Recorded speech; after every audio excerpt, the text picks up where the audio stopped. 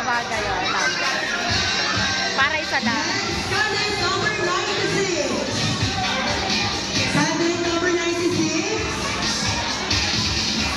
Sa bagay doon sa maligno kasi isa lang eh. No? Diba isa lang?